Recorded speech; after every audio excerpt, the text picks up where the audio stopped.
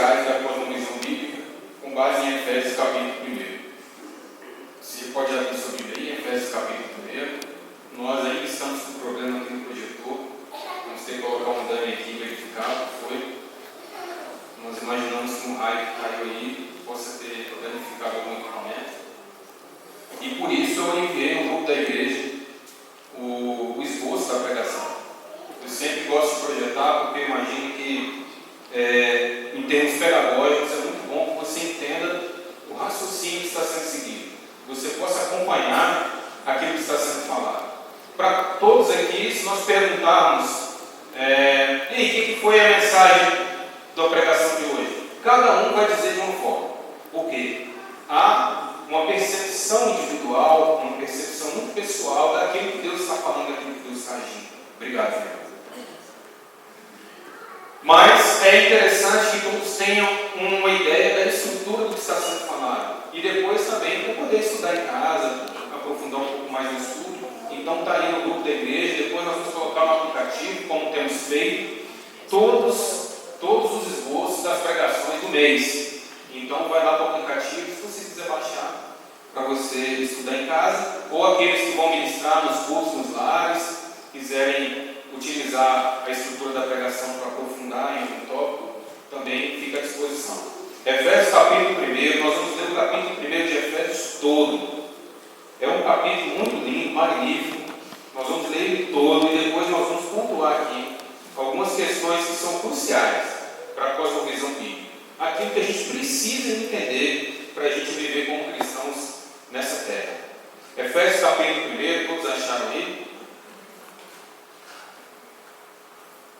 Diz assim: Paulo, apóstolo de Jesus Cristo, pela vontade de Deus, aos santos que estão em Éfeso e fiéis em Cristo Jesus, a vós graça e paz da parte de Deus, nosso Pai, e do Senhor Jesus Cristo.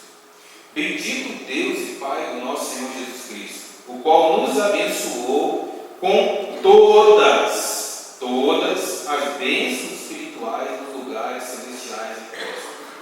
Como também nos elegeu nele antes da fundação do mundo, para que fôssemos santos e irrepreensíveis diante dele em amor.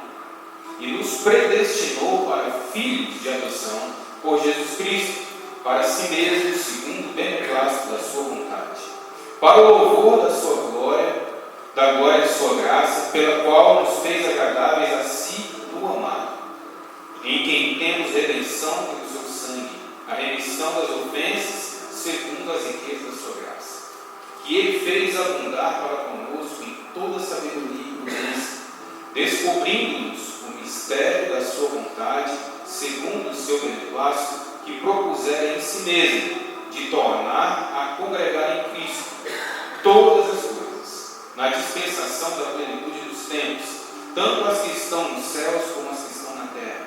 Nele, digo, em quem também fomos feitos herança, havendo sido predestinados conforme o propósito daquele que faz todas as coisas, segundo o conselho da sua vontade, com o fim de sermos para o louvor da sua glória, nós os que primeiro esperamos em Cristo, em quem também vós estáis, depois que ouvistes a palavra da verdade, o evangelho da vossa salvação, e tendo nele também crido, fostes selados com o Espírito Santo da promessa, o qual é o penhor da nossa herança, para a redenção da possessão adquirida para o louvor da sua glória. Por isso, ouvindo eu também a fé que entre vós há no Senhor Jesus, e o vosso amor para com todos os santos, não cesso de dar graças a Deus por vós, lembrando-me de vós nas minhas orações, para que o Deus do nosso Senhor Jesus Cristo, o Pai da glória, vos dê em seu conhecimento o espírito de sabedoria e revelação, tendo iluminados os olhos do vosso entendimento, para que saibais qual seja a esperança da vossa vocação, e quais as riquezas da glória de sua herança dos santos, e qual a sobreexcelente grandeza do seu poder sobre nós, os que cremos, segundo a operação da força do seu poder, que manifestou em Cristo, ressuscitando-o dentre os mortos, e pondo-o à sua direita nos céus, acima de todo principado, e poder, e potestade, e domínio, e de todo nome que se nomeia, não só neste século, mas também no vindouro. E sujeitou todas as coisas abaixo dos seus pés, e sobre todas as coisas constituiu como cabeça da igreja, que é o seu corpo, a plenitude daquele que cumpre tudo em todos. Amém. Pode deixar aberto aí, nós vamos caminhar por esses versículos aqui. Vamos explicar alguns deles mais profundamente. Meus queridos, pontos cruciais da cosmovisão bíblica são aquelas coisas que nós não podemos nos esquecer. Nós temos que nos lembrar sempre. O que é uma cosmovisão? É uma visão sobre tudo, uma visão sobre a vida. São aqueles conceitos, aquelas crenças que nos norteiam, que nos dirigem em tudo que nós fazemos. Em todos os momentos nós precisamos lembrar disso. São pontos cruciais. São pontos cruciais. É impressionante como muitas pessoas vivem dizendo-se cristãs, mas a revelia de Deus, a revelia de Cristo, a revelia da palavra de Deus, ou seja, simplesmente vivem a sua forma, se denominam cristãs, mas não caminham como Cristo caminhou. E ser um cristão é como ser um pequeno Cristo, é como ser um imitador de Cristo. Nós precisamos andar como Ele andou. Aquele que diz estar em Cristo, o apóstolo João fala, também deve andar como Ele andou. Esse é o nosso desafio. Obviamente que nós não chegamos nem perto da perfeição do Senhor, mas estamos caminhando para isso. Cada dia mais perto, cada dia melhor, cada dia mais próximo. Tem que ser assim o nosso pensamento, para que Deus possa ir agindo na nossa vida e Ele mesmo vai nos aperfeiçoando a cada dia. Então, pontos cruciais que nós temos aqui nesse texto. Primeira coisa que você precisa se lembrar todos os dias, precisa estar massificado na sua mente e no seu coração. Deus é todo-poderoso, Ele é Senhor de tudo. Vamos repetir? Deus é todo-poderoso, Deus é Senhor de tudo. Queridos, nós cantamos isso aqui o tempo inteiro, nós proclamamos isso o tempo inteiro, mas isso precisa estar afirmado no nosso coração e na nossa mente.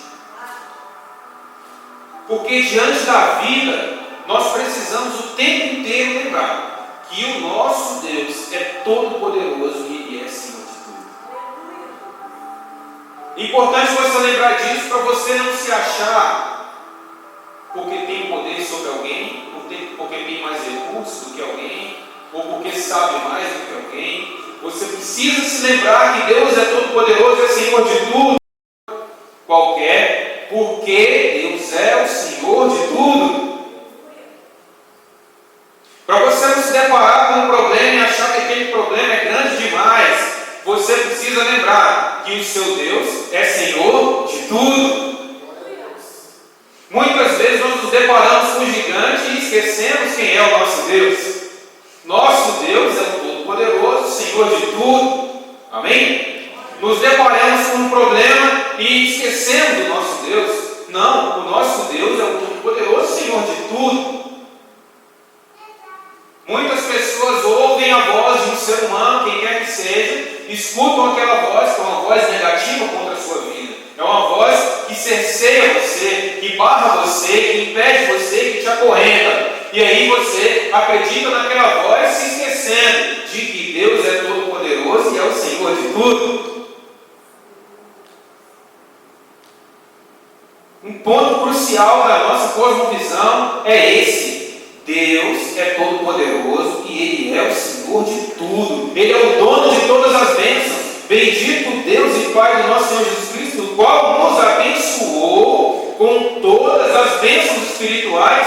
Com quais bênçãos Deus te abençoou? Todas. Ele é o Senhor de tudo. Ele é o dono de todas as bênçãos. Todas as bênçãos estão na mão dele. Será que tem algo que você possa precisar e não está nas mãos de Deus? Será que tem algo que você tenha necessidade e não esteja nas mãos de Deus? Isso nos chama atenção para nós não buscarmos as coisas na mão dos homens, para nós não nos colocarmos em servidão diante dos homens, porque o Deus Todo-Poderoso é o dono de todas as bênçãos. Está aí no versículo 3. O Deus Todo-Poderoso é o Senhor do tempo. Olha o versículo 10. De tornar a congregar em Cristo, ou fazer convergir em Cristo todas as coisas, na dispensação da plenitude dos tempos. Tanto as que estão nos céus, como as que estão na terra. O Deus Todo-Poderoso é o dono de todas as bênçãos. Ele é o Senhor do tempo. Plenitude dos tempos é o Kairos, é o tempo apropriado, é o tempo oportuno, é o tempo planejado por Deus. Deus é o Senhor do tempo. Ele nunca se atrasou, Ele nunca chegou mais cedo. Deus chega na hora certa, Ele opera de forma precisa e Ele tem o domínio sobre o tempo. Tempo cronológico é algo de ser humano, irmãos.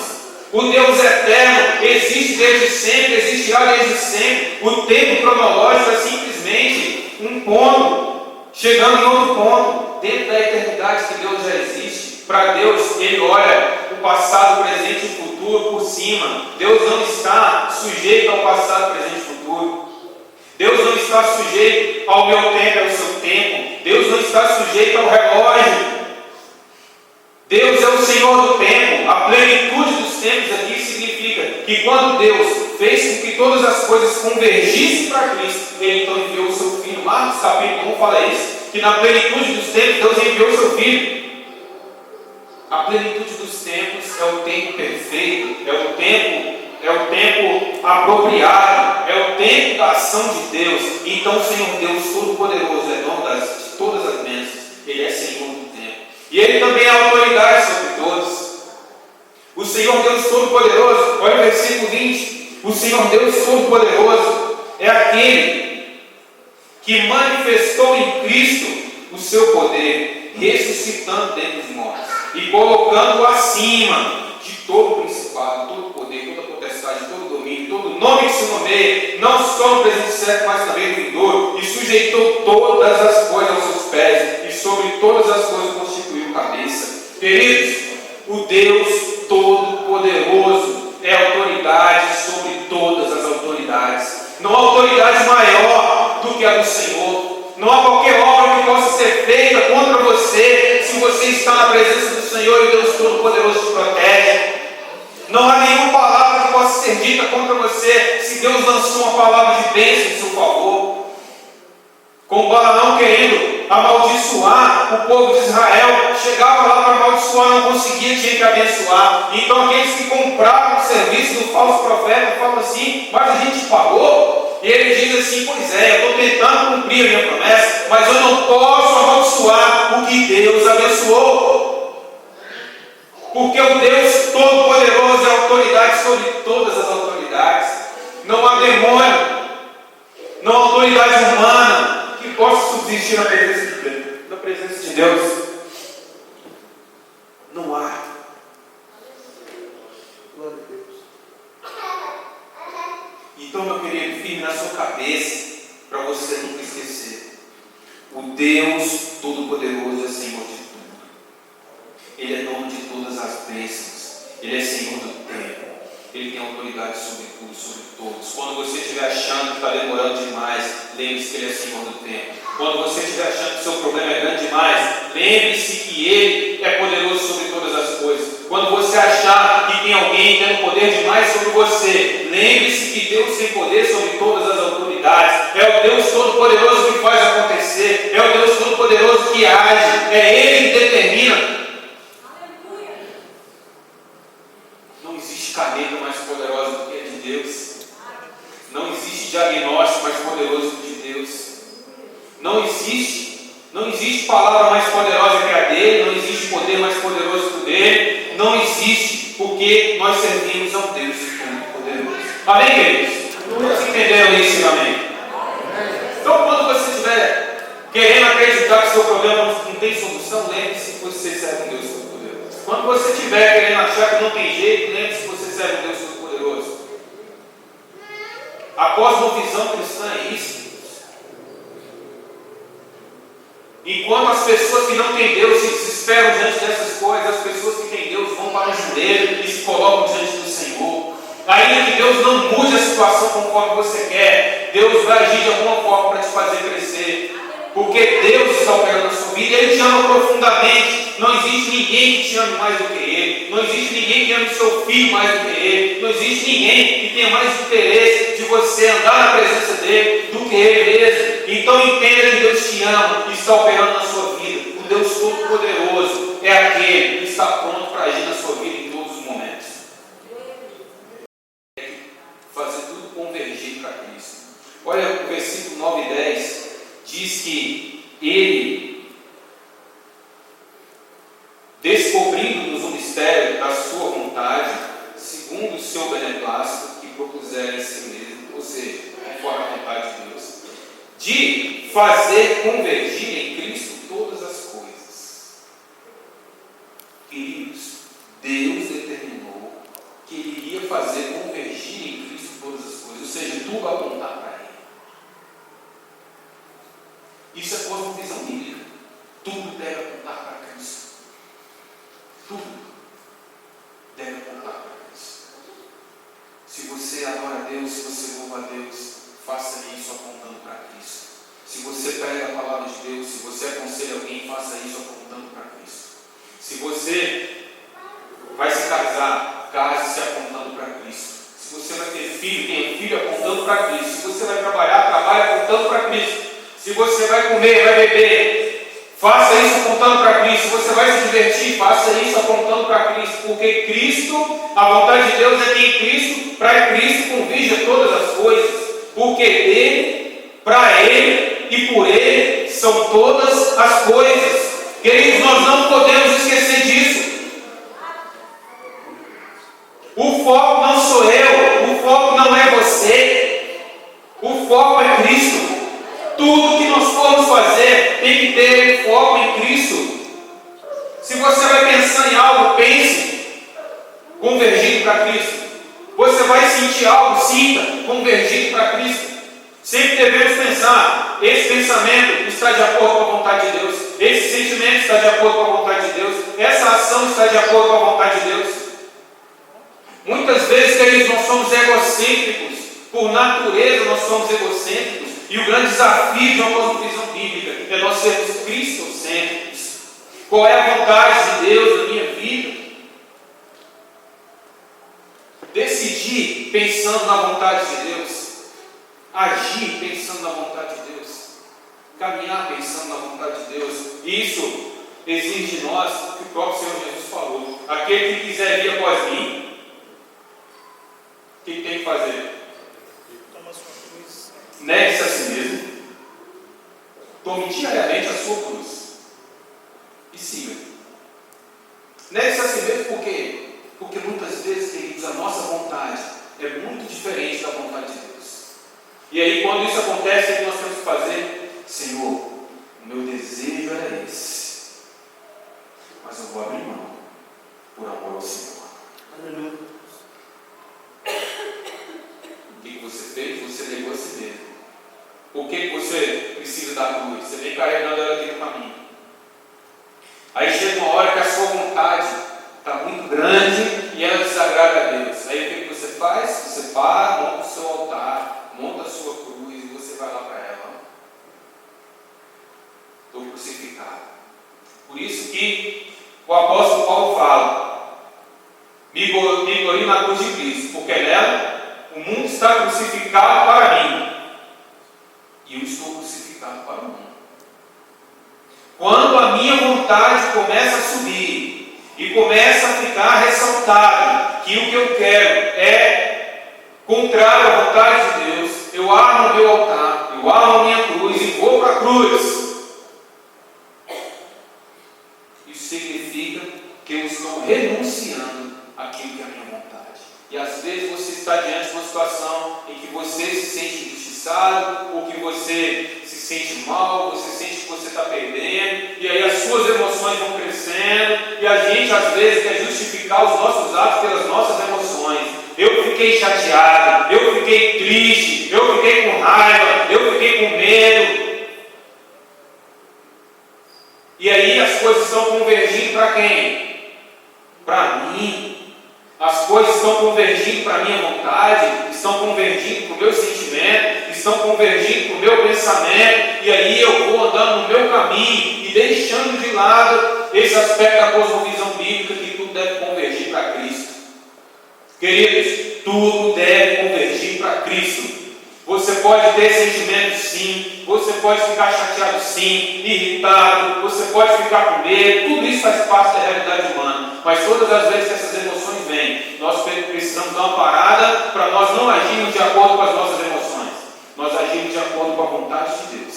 Nós vamos fazer tudo de acordo com a vontade de Deus. A vontade de Deus é fazer convergir tudo para Cristo. Seu casamento tem que convergir para Cristo. Seu trabalho tem que convergir para Cristo. Seu ministério tem que convergir para Cristo. O seu lazer tem que convergir para Cristo.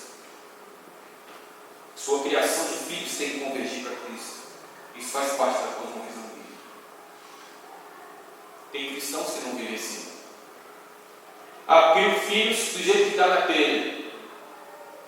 O casamento é de acordo com a nossa cultura aqui, que diz que é certo e que é errado.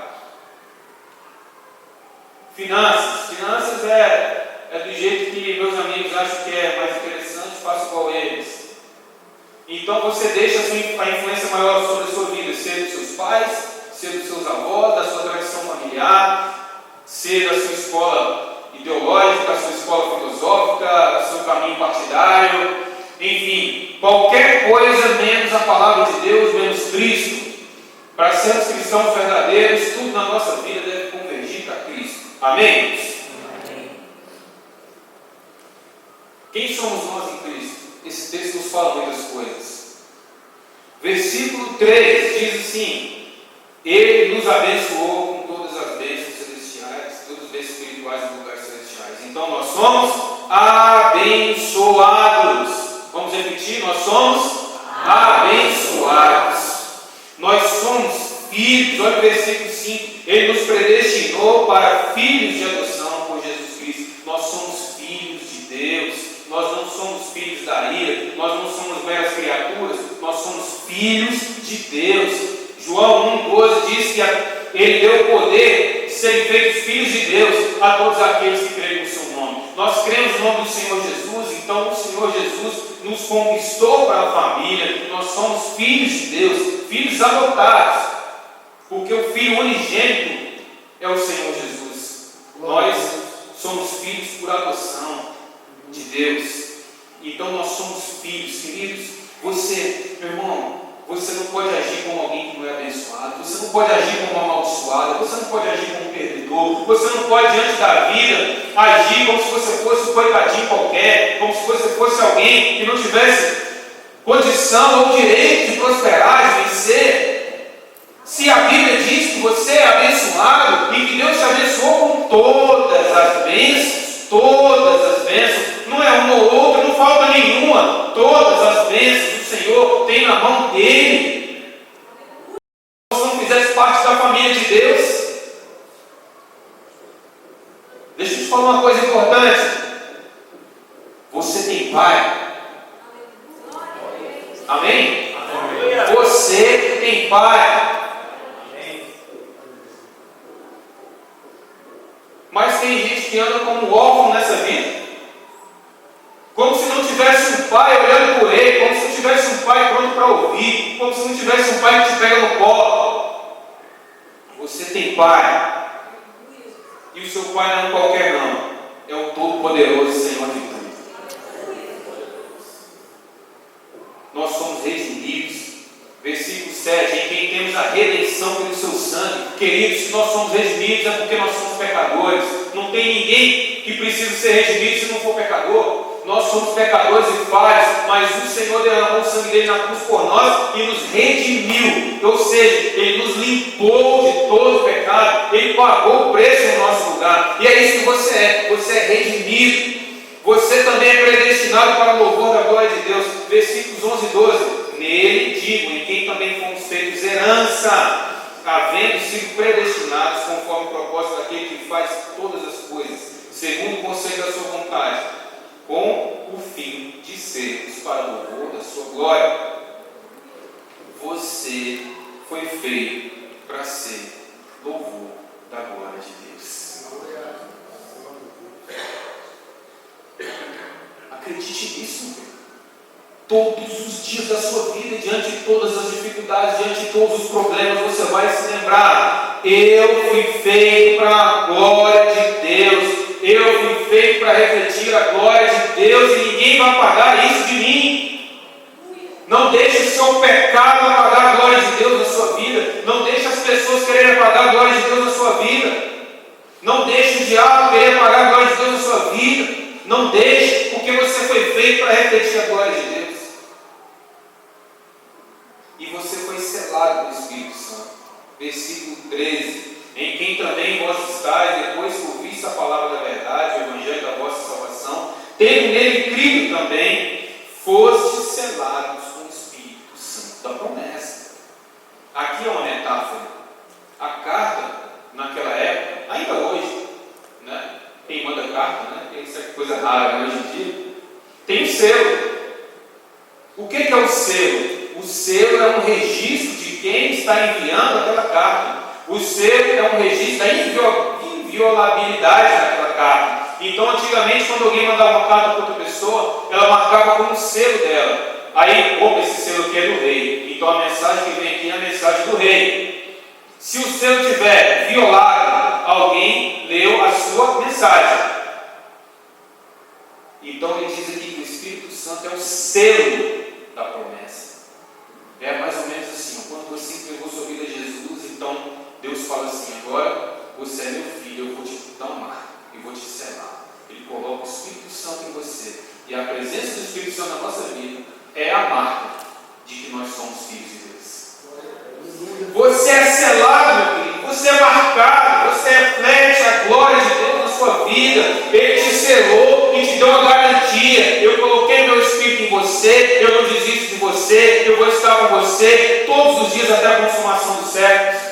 O Senhor, todos os momentos, pensa em nós. Nós estamos gravados no coração de Deus, porque Deus colocou o Espírito Santo dele em nós, e o Espírito Santo de Deus compõe a trindade do Senhor. O tempo inteiro o Senhor está conosco. Isso significa que em todos os momentos da sua vida você deve se lembrar: eu sou selado, eu sou selado, o Espírito Santo está em mim. E queridos, não vamos ignorar o Espírito Santo de Deus. Converse com Ele, escute a voz dEle, deixe Ele te guiar, deixe Ele te direcionar. Não vamos andar como órfãos desse mundo. Se o Senhor colocou o Consolador nas nossas vidas, deixa Ele te direcionar, deixa Ele falar com você, deixa Ele te mostrar as coisas, porque Ele está em você. É isso que nós somos. Nós somos abençoados, nós somos filhos, nós somos redimidos, nós somos predestinados para a glória de Deus, nós somos selados com o Espírito Santo de Deus.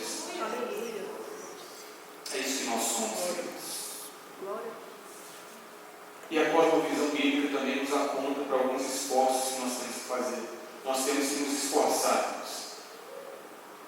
Nós temos que nos esforçar. Existem culturas religiosas que são muito místicas, que ficam o tempo inteiro aguardando algo sobrenatural acontecer. Queridos, Deus opera milagres, sim. Deus faz coisas sobrenaturais, sim, isso é verdade. Mas Deus também nos deu direções, direcionamentos para coisas que nós devemos fazer. Nós devemos fazer acontecer determinadas coisas na nossa vida, lembrando que nós somos filhos de Deus Todo-Poderoso, que é Senhor de tudo, que é dono das bênçãos, que é Senhor do tempo, que é autoridade sobre todos. Lembrando que nós temos que fazer convergir o que todos nós deveríamos ser santos e irrepreensíveis. Isso demanda esforço. Jesus teve que se esforçar para ir para a cruz. Ele abre mão de estar na glória, ele vem, se faz carne, ele passa por todo aquele processo lá da vida dele, aí ele vai, passa por todo aquele sofrimento, vai para a cruz. Ele teve que se esforçar? Sim ou não? Sim. Nós precisamos nos esforçar para Ele, para sermos santos e irrepreensíveis. Nós precisamos buscar, nós precisamos correr atrás, nós precisamos nos santificar. E isso faz parte da cosmovisão bíblica. Aí o cristão vem dizer assim: não, a gente vive aqui do nosso jeito mesmo, a gente canta, a gente fala no nome do Senhor, mas a gente faz o que a gente quer. Como isso pode ser o cristianismo? Como você pode criar seus filhos no cristianismo, dizer que isso é cristianismo, se você não ensina os princípios de Deus para ele? Como que o seu casamento pode ser um casamento cristão, se você não vive o cristianismo dentro do seu casamento? Ele estabeleceu o propósito de vida genérico para nós. Nós temos que ser santos e irrepreensíveis para o louvor da glória de Deus. Isso demanda esforço. Queridos, nós estamos em guerra o tempo todo. Nós estamos nos esforçando o tempo todo para nós estarmos no centro da vontade de Deus.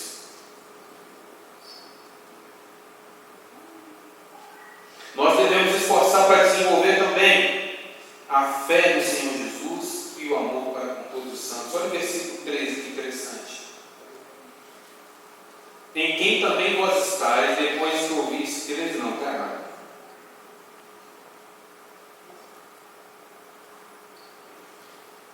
É o 15. 15. Por isso, ouvindo eu também a fé, que entre vós há no Senhor Jesus e o vosso amor para com todos os santos. Irmãos, nós temos que buscar desenvolver a fé no Senhor Jesus e o amor por todos os santos.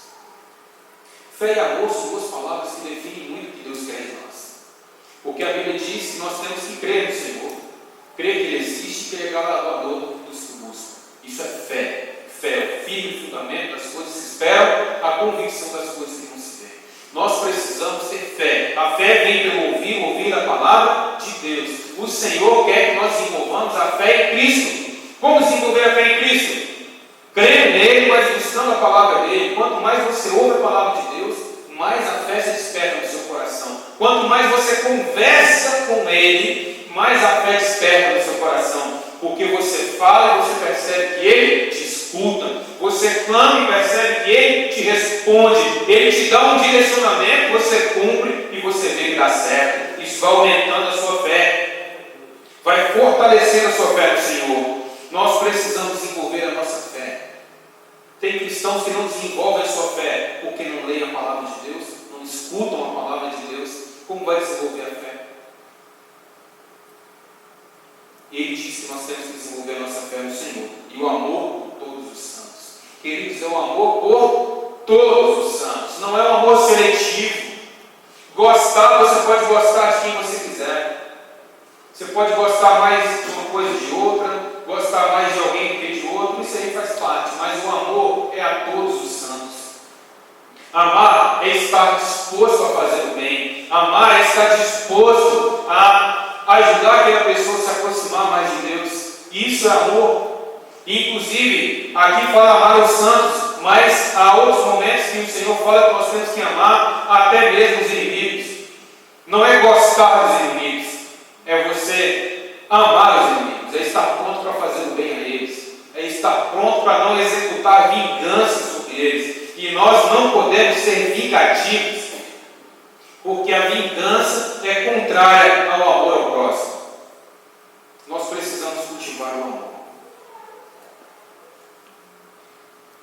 E depois ele fala aqui de uma forma interessante de buscar o pleno conhecimento do Senhor. Já no versículo 18: tendo sido iluminados no vosso entendimento, para que saibais qual seja a esperança da vossa vocação, quais as riquezas da glória da sua herança nos santos, e qual a sobreexcelente grandeza do seu poder sobre nós. Três coisas que caracterizam aqui o pleno conhecimento dele. Queridos, o cristão, para ter uma cosmovisão realmente bíblica, ele precisa entender qual é a esperança para a qual ele nos chamou. Queridos, qual é a esperança para a qual ele nos chamou? Que esperança é essa? A esperança é a vida eterna.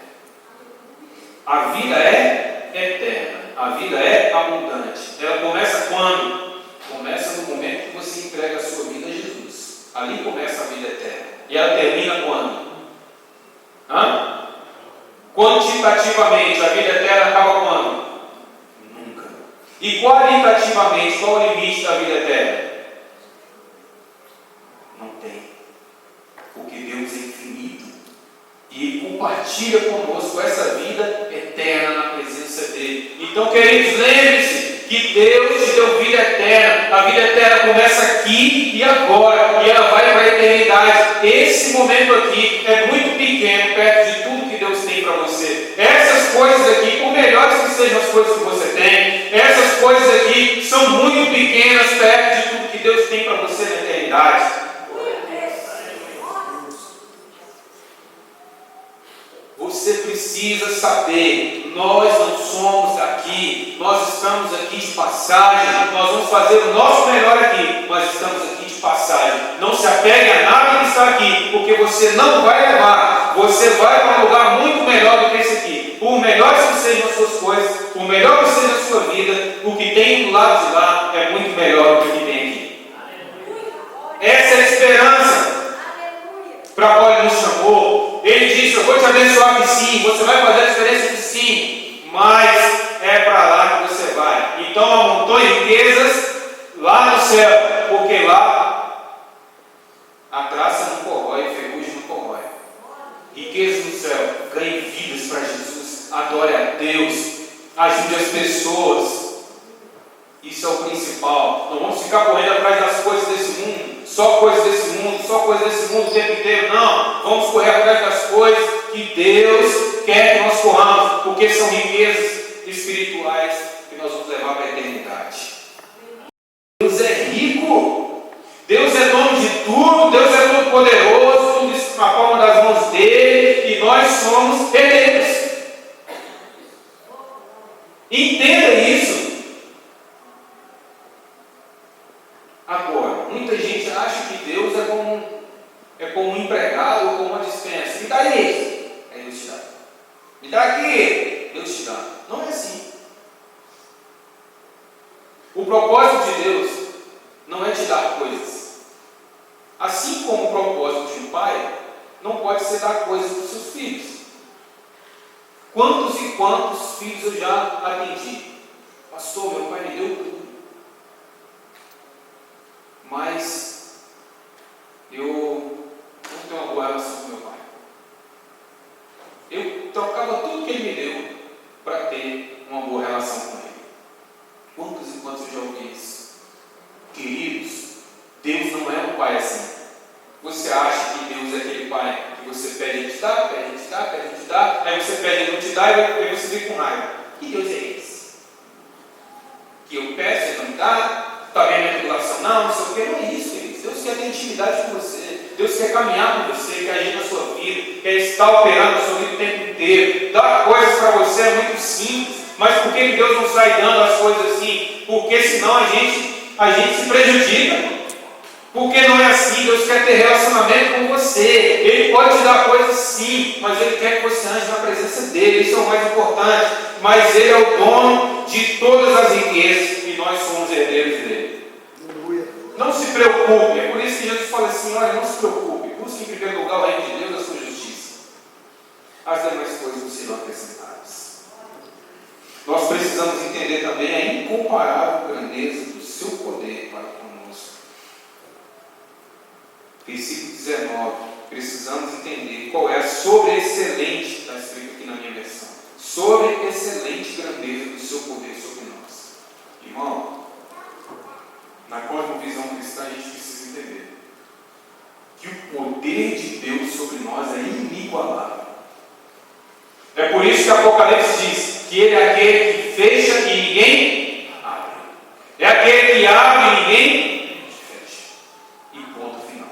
O Alfa, o Ômega, o princípio, o fim, todo-poderoso. Esse é o nosso Senhor. Se você entende isso, tudo fica mais fácil na sua vida, porque você compreende essas coisas. Qual é a sua esperança? Qual é a sua riqueza? E qual é o poder de Deus na sua vida? Amém, queridos? Deus é todo-poderoso, é o Senhor de tudo, Ele é o dono de todas as bênçãos, Ele é o Senhor do tempo, Ele é a autoridade sobre tudo que existe. A vontade de Deus é fazer convergir tudo para Cristo, tudo que há em nós deve convergir para Cristo. Em Cristo nós somos abençoados, nós somos filhos, nós somos redimidos. predestinados para o louvor da glória de Deus, nós somos selados com o Espírito Santo. E nós devemos nos esforçar para desenvolver o nosso propósito de vida no Senhor, sermos santos e irrepreensíveis, sermos para o louvor da glória de Deus. Nós temos que desenvolver fé no Senhor Jesus e amor a todos os santos. E o pleno conhecimento dele, que se manifesta na esperança na qual ele chamou, nas riquezas da gloriosa herança dele e também na incomparável grandeza do seu poder em nossas vidas. Consciente disso, irmãos, a gente segue em frente. O mundo pode pegar fogo, pode explodir a nossa volta. É claro que isso nos atinge, mas nós temos certeza de tudo isso aqui. E nós vamos continuar firmes no Senhor, porque nós estamos firmados na rocha que é o Senhor.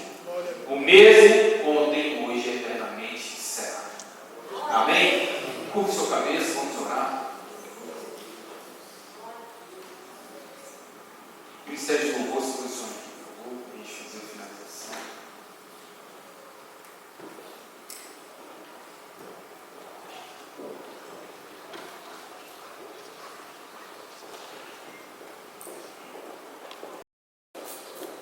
Não entregou a sua vida ao Senhor Jesus ainda, deseja fazer isso, ou está afastado dos caminhos do Senhor e deseja se reaproximar dele, faça isso quanto antes, porque Deus quer agir na sua vida.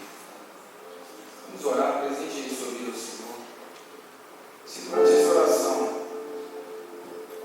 você tiver o desejo de se reconciliar com o Senhor, entregar a sua vida a Ele, dê um sinal. Nós vamos fazer uma oração especial para você. Nós vamos orando, presente sua vida a Deus. Pai querido, nós nos colocamos diante de Ti. Tua palavra foi ministrada e nos confrontou com a necessidade de nós guardarmos esses princípios de uma cosmovisão bíblica, de um entendimento bíblico sobre aquilo que o Senhor quer para nós. Nós não queremos viver perdidos nesse mundo como se tudo fosse ao acaso, simplesmente repetindo aquilo que nos ensinaram a fazer. Nós queremos andar em tua presença. Queremos ser fortalecidos em todos esses princípios, para lembrarmos que Tu és o Deus Todo-Poderoso, o dono de todas as bênçãos, o Senhor do tempo, a autoridade sobre todas as autoridades. Nos ajude a lembrar que o centro de tudo é Cristo, é o Senhor. Não é o nosso próprio umbigo, nossos sentimentos, pensamentos e desejos, não. Nos ajude a lembrar que nós somos abençoados, que nós somos filhos, redimidos, predestinados pelo louvor da Sua glória, selados com o Teu Espírito que está em nós, que habita em nós, e nos dê força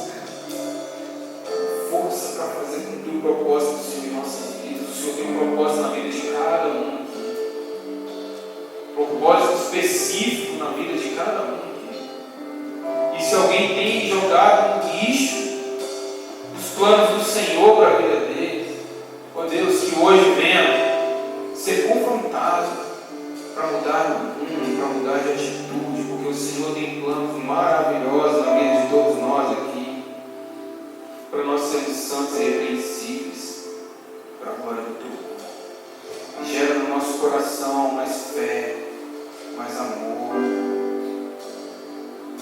nos faz lembrar a esperança para a qual nós fomos chamados, nos faz lembrar as riquezas da herança do Senhor para nós e do quanto o Senhor é poderoso e opera nas nossas vidas. Vai tirando do nosso coração todo desespero, todo medo. Vai tirando do nosso coração, Senhor Deus, tudo aquilo que limita o nosso entendimento, que limita a nossa vida com Deus. Vai tirando, ó Deus, em nome de Jesus, e e fortalecendo as nossas vidas, ó Pai, para nós vivermos a plenitude que o Senhor tem para nós em todas as